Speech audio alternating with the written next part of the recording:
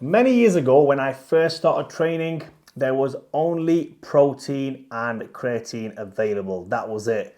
And you had a protein shake before training if you didn't have any food, and you could have had a protein shake after training. And that was pretty much what everybody did. But the Intra workout shake, I would probably say around about 10 years ago came into play. And I remember John Meadows was a big guy who mentioned, I think he was one of the first guys to bring it to the scene. Now, I like John Meadows, great guy. Had a lot of good knowledge. Unfortunately, he's passed away now. And then in the UK, the guy who brought it to the scene was my favourite bodybuilder, my favourite influencer, trained by JP, Jordan Peters, or I always get mistaken, Jordan Peters or Jordan Peterson. I think he's called Jordan Peters, and Peterson is the other guy, the psychologist. Right, okay, Jordan Peters. Yeah, that's right.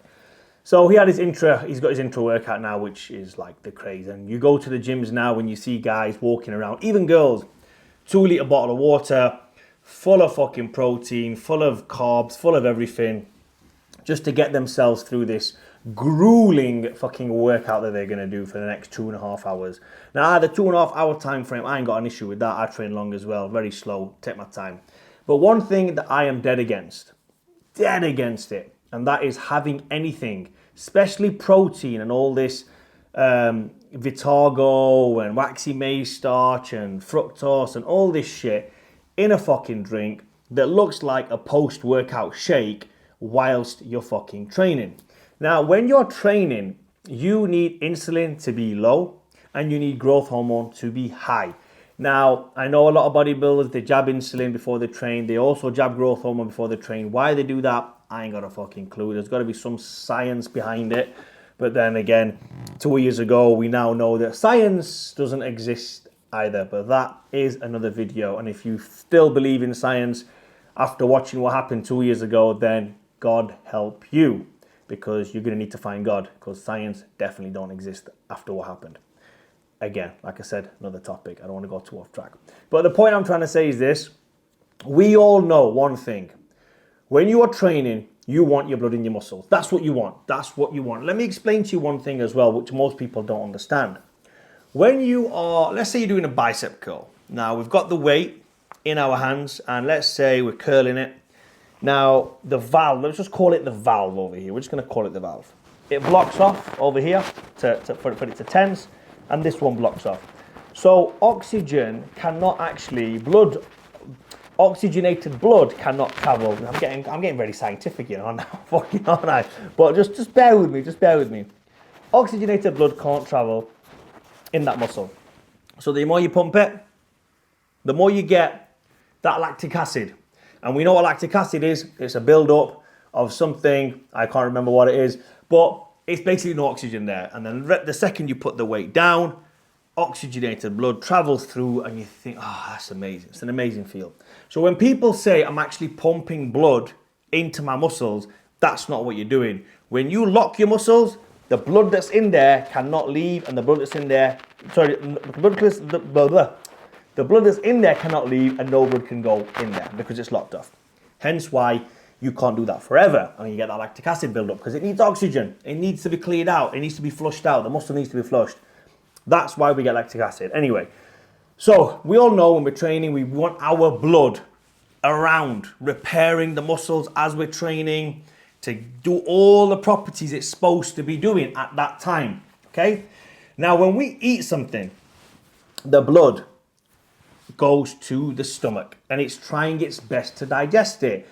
When you have a big meal sometimes, you sit down and you feel fucking lethargic, you feel tired, you don't want to stand up, you can't get up, you can't do anything, you can't walk. I mean, me, I've got in fact, I don't want to mention it, but when I walk after eating, I get really fucking tired. My heart starts beating out my chest. So for me, what I need to do is after I eat, I need to wait for a good 10, 15 minutes, sometimes 20 minutes, depending on how big the meal is, before I can even stand up and walk about. And that's just the way it is for me. So many of you guys could probably jump up after you eat. Good for you. But the point is, the blood is still around doing the properties of digesting the shit. That's the main fucking thing, okay? So if we eat too close to training, you must have, guys have all been there. I've been there myself as well. We eat too close to training.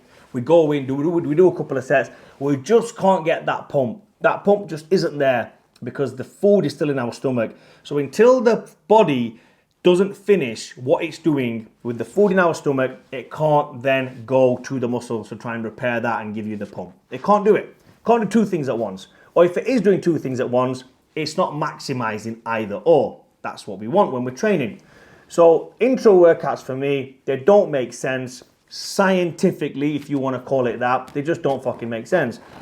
Eat before training, and everybody's different here depending on your digestive system. When I'm bulking, my digestive system slows down a little bit. When I'm doing more cardio, I feel my digestive system's like that. And the other thing about that as well is the foods that I'm eating. When I'm bulking, they're very different. When I'm cutting, they're very different. So it's mainly like fish, chicken breast, that kind of stuff. And when I don't give a shit, I'm just eating steak, I'm eating lamb, high fatty kind of stuff like that, potatoes, rice. So the digestion's going to be slower compared to the digestion being faster. So everybody has a different digestive system, and it doesn't always stay the same as well. It always fluctuates throughout the day, different times of the year, depending on what you're doing and where you are, especially with the heat as well. So first and foremost, there's no set time to eat before training. Eat when you're ready. When your body's telling you, right, I'm fully digested, you can then go to the gym and train. Whilst you're training, don't drink fucking nothing, okay? After your training, as you're getting to the end of your session, maybe then you can start to sip on your protein shake with water. We don't want to slow that shit down. You want it rapidly in these fucking systems. Get some water in there, start sipping on it. And that's it. Fucking simple. No hocus pocus. No magic fucking potion over here. The main thing I'm trying to say here is if you are one of those guys that are mixing these creatine, glutamine, BCAAs, EAAs, Vitargo, hydro fucking protein, is it hydrolyzed protein, isolate protein, whatever you're fucking doing. I know people that put a big concoction in there when they go to fucking train. Stop fucking doing it. It does not work. It doesn't even make sense. Now people are going to say, well, so-and-so does it or so-and-so does it. Okay, if you're a strong man and you're going to take an hour break in between events, then by all means do it. If you're a powerlifter and you're going to be sat there for 2 hours just for doing a deadlift session, by all means do it. But if you're a bodybuilder, which is funny because the people that I see do it the most are the fucking bodybuilders. And it makes no fucking sense to me. Just because some guy says it's right, just like me saying it's wrong, you don't have to listen to me. Try it for yourself. But if you're like me and you feel a little bit sickly whilst you're training or after you're training, it ruins my whole day. When I have tried it, I've tried it on a few occasions. I couldn't have my post-workout shake. I couldn't have my post-workout meal. And for the rest of the day, I felt a little bit bloated. Just felt uneasy. It was a no-no from me. So my recommendation to you guys is stay the fuck away from intra-workout shakes. Please, I'd like to hear about your experiences below. Comment down below, like the video, and please subscribe.